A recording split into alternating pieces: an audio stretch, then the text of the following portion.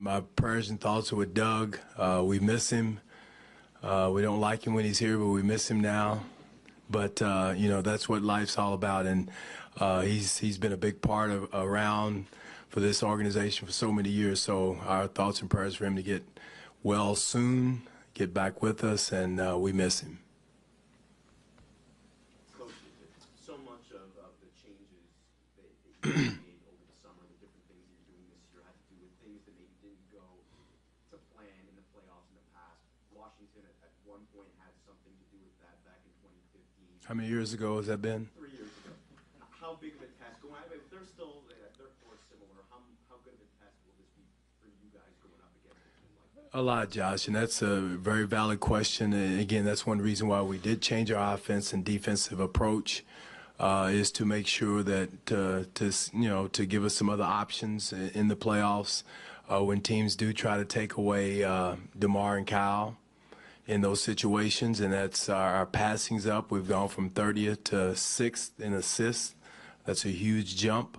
So we're a different team than 3 years ago, and that's one reason why we did change things and make things different. And passing is another one. Our number of passes are way up. So all those things are huge pluses as far as playoff basketball is concerned.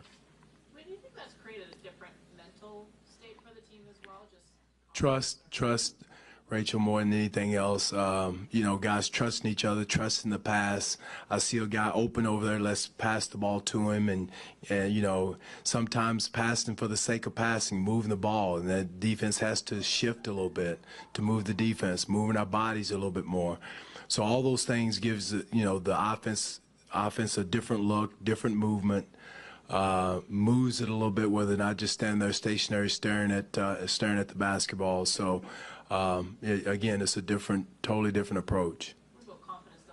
Oh yeah, well, it should. I mean, we're a different team, and it should give us confidence that other people are scoring. And the other night, I think DeMar DeRozan had 16 points, and we ended up winning by 20. All those things should give us confidence. Again, it's not about one or two guys scoring. It's about our team outscoring their team, and I think we have a better mentality as far as that's concerned than we have been in the past. You mentioned DeMar heading into the playoffs. By his standards, his percentages are a bit down, but his assists are a bit up. What do you make of how he closed the season and where he is heading into the playoffs? Well, again, his numbers may be down, but that doesn't mean a lot as far as it goes back to the Toronto Raptors outscoring whoever we play.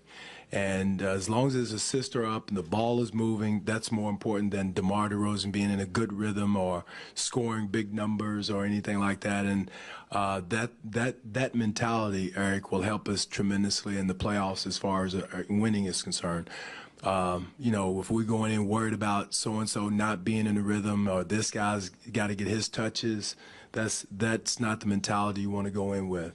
Dwane, acknowledging this is not going to be but one guy. Mm-hmm. How important is Serge on both ends? He's kind of up and down last year in his first play. Well, it's very important that everybody's, playing well, so to speak, but as far as not in the offensive rhythm, so to speak. But rebounding is an area that all of our bigs can do a better job in. I thought that was the difference in the game last night was rebounding. I thought it was a great game for us to get ready for the playoffs, the physicality, the speed of the game, the intensity of the game. But one thing that stood out that we didn't meet the call for was our rebounding, and that's where Serge can really be a big positive help to us on the boards, using his size, using it as athleticism as much as anything else. And that's what it's going to be more of a physical battle. We've gone spurts this year being a physical team offensively and defensively. And but Serge can really give us to that because he's one of our bigger, stronger, athletic bigs. Do you have an update on Serge's dental thing? His tooth, he didn't say anything about it, so it wasn't he can talk and speak, and he's okay. He's fine. Fred's shoulder.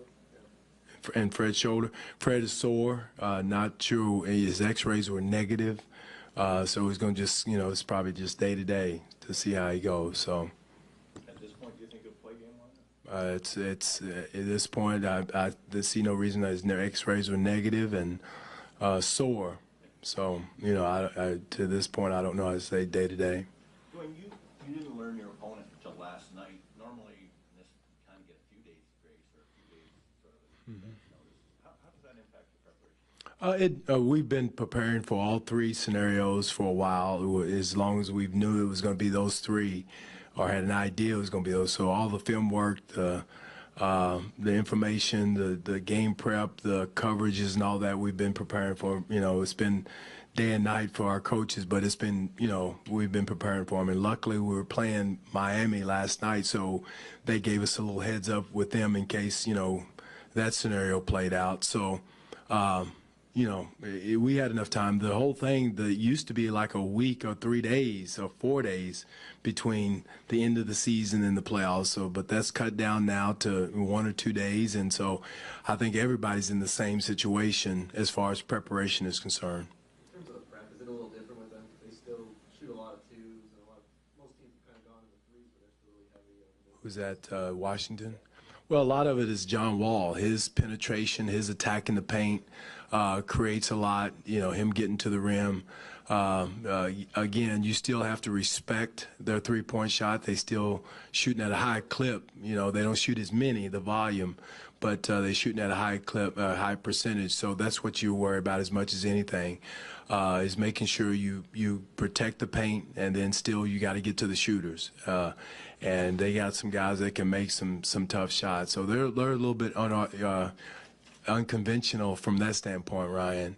But the one thing you have to be prepared for is their speed, whether it's Wall's speed or Beal's speed or whoever's coming off there is coming off at 100 miles an hour. And Gortat is one of the best irritants and agitators there is in the game as far as his screening and holding and grabbing and creating a lane for everybody else, or you have to commit two to him. Now there goes a guy back cutting, off of him. So we've got to make sure we show our hands and keep our hands free around him, because he's one of the best in the league of utilizing his body and his screening ability to create lanes and alleys for other people.